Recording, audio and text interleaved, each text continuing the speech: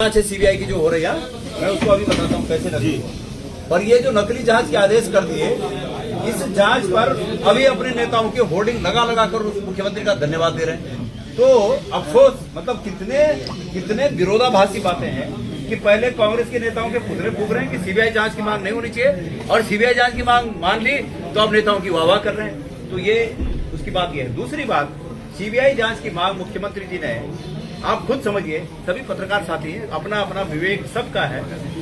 आप ये अपने विवेक पर, कसौटी पर उसको कसिए कि 2 दिन पहले मुख्यमंत्री जी कहते हैं कि अंकिता भंडारी के माता पिता से मैं मिलूंगा, यही शब्द थे, और उनसे मिलकर जो वो कहेंगे मैं वो काम कर दूंगा।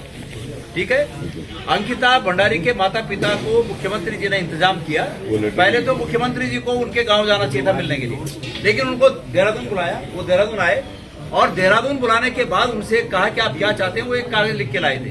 वो कागज उन्होंने मुख्यमंत्री जी को दे दिया। मुख्यमंत्री जी ने जब वो कागज पढ़ा तो उनके समझाने वालों ने उनको समझा दिया कि आप इस पर जांच मत कराइए, आप किसी दूसरे से जांच, दूसरे के आधार पर जांच कराइए। और किसी अन्य व्यक्ति ने उसी रात, उसकी अगली रात को एक थाने में एफआईआर दर्ज कर दी, और एफआईआर में लिखा कि प्रदेश में माहौल है कि भाई कौन है वो वीआईपी, कौन है वो वीआईपी, इसलिए हम चाहते हैं कि वो वीआईपी कौन है इसकी जांच हो। अब ये जांच कौन करा रहा है? ये थर्ड पर्सन करा रहा है। आप ये बताइए कि अंकिता भंडारी के मामले में वादी सबसे नजदीक का उसका रिश्तेदार कौन हो सकता है? वादी उसके माँ बाप। तो उनको वादी न बनाकर तीसरे पक्ष को एंटरटेन किया गया। ये जांच को भटकाने का काम है। कांग्रेस का इस मामले में स्पष्ट है कि जब तक अंकिता भंडारी हत्याकांड की सीबीआई जांच सुप्रीम कोर्ट के न्यायाधीश के देखरेख में न हो, तब तक हम अपनी मांग से पीछे हटने वाले नहीं। नंबर 1 बात जी। नंबर 2 बात कि अंकिता भंडारी की जांच का जो बिंदु है, जिसको कहते हैं टर्म्स ऑफ रेफरेंस सरकार सार्वजनिक करे। मेरी जानकारी है कि टर्म्स ऑफ रेफरेंस में सिर्फ ये बात है कि वीआईपी कौन है भी कि नहीं है, वीआईपी है भी कि नहीं है, कौन है, एक हाइपोथेटिकल क्वेश्चन की ओर ले जाई जा रही जांच। जबकि वीआईपी यथार्थ है, सच्चाई है, लेकिन उसको एक संभावित स्थिति की ओर ले जाया जा रहा है। और चूंकि संभावित स्थिति का कोई तय अंजाम नहीं होता है, इसलिए उसको जानबूझकर संभावित स्थिति की ओर ले जाया जा रहा है। तो हमारी मांग ये है कि एक तो सीबीआई की जांच सुप्रीम कोर्ट के अध्यक्ष की निगरानी में हो, और दूसरी बात टर्म्स ऑफ रेफरेंस में ये अंकित हो कि समग्र जांच हो।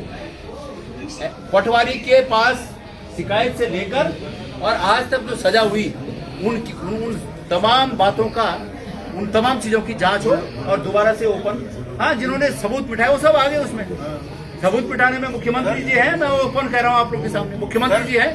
क्या मुख्यमंत्री जी, अंकिता भंडारी वाले, क्या मुख्यमंत्री जी इस बात से सार्वजनिक रूप से नकार सकते हैं कि मैंने बुलडोजर चलाने की परमिशन नहीं दी? क्योंकि पौड़ी पुलिस के ट्वीट हैं जिसमें उन्होंने कहा कि मुख्यमंत्री जी ने आदेश दिए।